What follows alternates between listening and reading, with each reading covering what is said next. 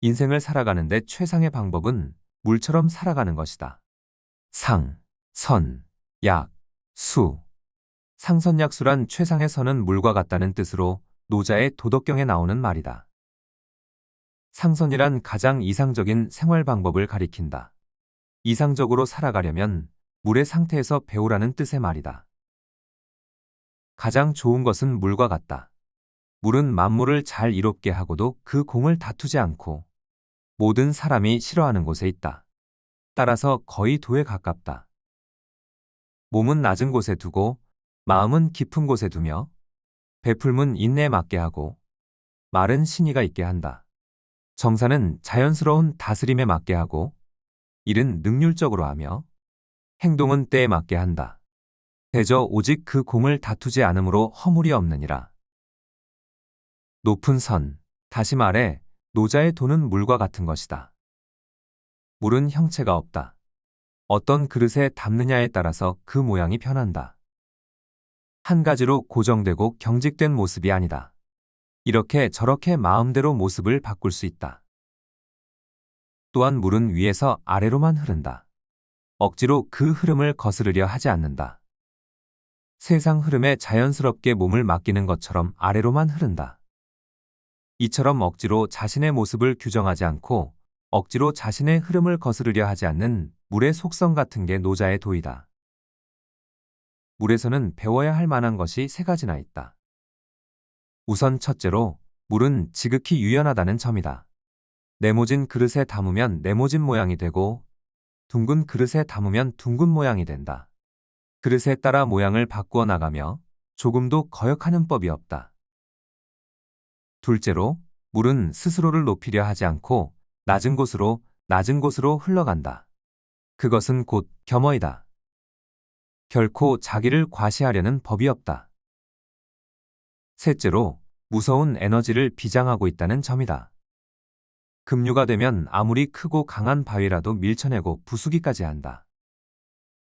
이와 같이 물은 유연과 겸허 그리고 비장된 에너지 등 세 가지 특징을 가지고 있다. 어느 누구라도 그것을 몸에 익힌다면 대성할 수 있을 것이다. 족한 줄 알면 욕이 없고 멈출 줄 알면 위태롭지 않다. 지족불욕, 지지불태.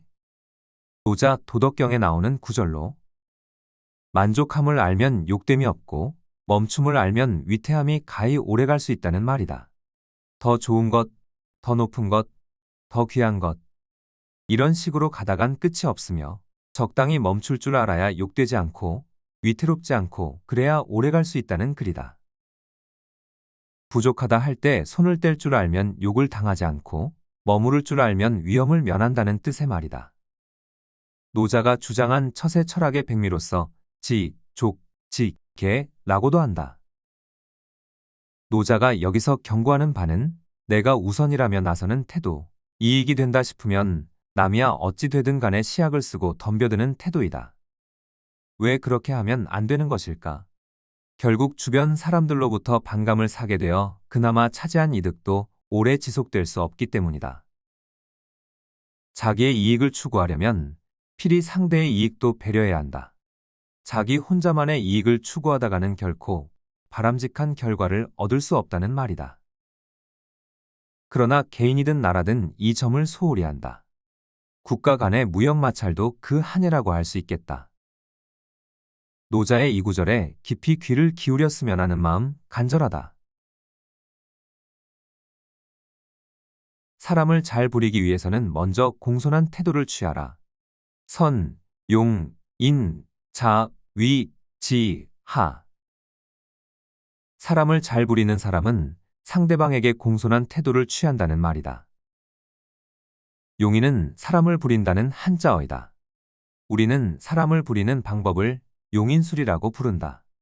말의 사전적 뜻은 사람을 부린다는 뜻이지만 상대방을 감동시키고 스스로 내가 원하는 방향으로 상대방을 가게 할 수 있는 것이 진정한 용인의 의미이다. 문제는 사람은 절대로 내가 군림하거나 소리를 지른다고 내가 원하는 방향으로 가거나 설득당하지 않는다는 것이다. 비록 높은 사람이라 할 수 없이 면전에서는 따라하는 것처럼 하지만 진정 자신이 스스로를 용납하지 않으면 절대로 마음을 주지 않는 것이 인간이다. 그래서 용인의 기본은 상대방에 대한 존중과 배려가 기본이 되어야 하고 그 존중과 배려의 중심은 겸손이다. 노자 도덕경에 보면 용인술에 대하여 언급하고 있다. 착할선, 스룡, 사람인, 사람자는 하리, 갈지, 아래하라. 정말 용인을 잘하는 사람은 나를 낮추는 사람이다. 또 노자는 이런 말도 하고 있다.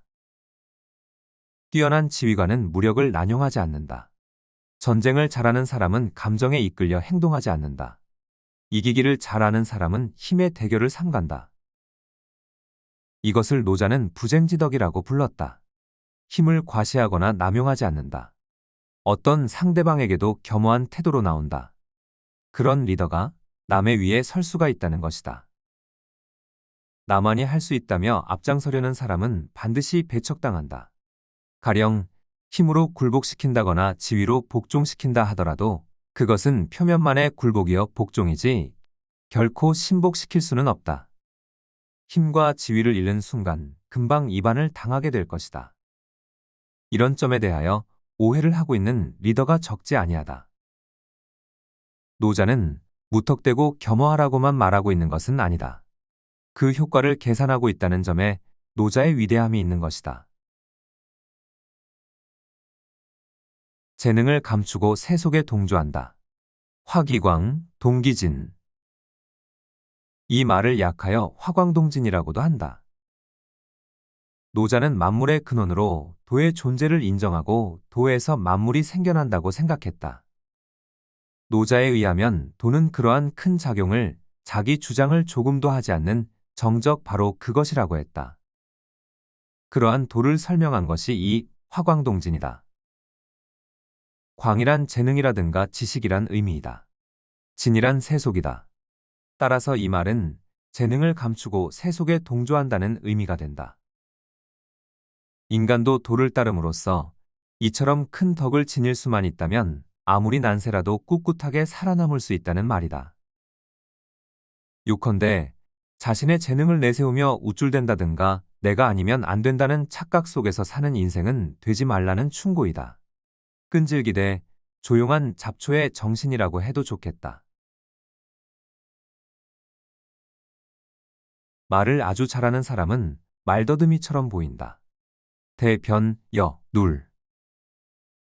워낙 말을 잘하는 사람은 아무 대서나 변서를 늘어놓지 않으므로 오히려 말더듬이처럼 보인다는 뜻이다. 노자의 이 한 구절을 좀 더 자세하게 인용하면 다음과 같다. 진짜로 고든 것은 구부러진 것처럼 보인다. 진짜로 교묘한 것은 치졸한 것처럼 보인다. 진짜 웅변은 눌변처럼 보인다. 원문을 소개하면 다음과 같다. 대직려구라고 대교요조라며 대변연울이라. 모두 다 역설적인 표현인데 그 나름대로 진실을 정확하게 표현하고 있다. 그것은 대변은 눌변과 같다는 한 구절만 보더라도 분명하리라. 여기서 노자가 경계하고 있는 것은 지나친 수다이다. 지나친 수다는 100가지의 해는 있을지언정 한 가지의 이도 없으니 말이다.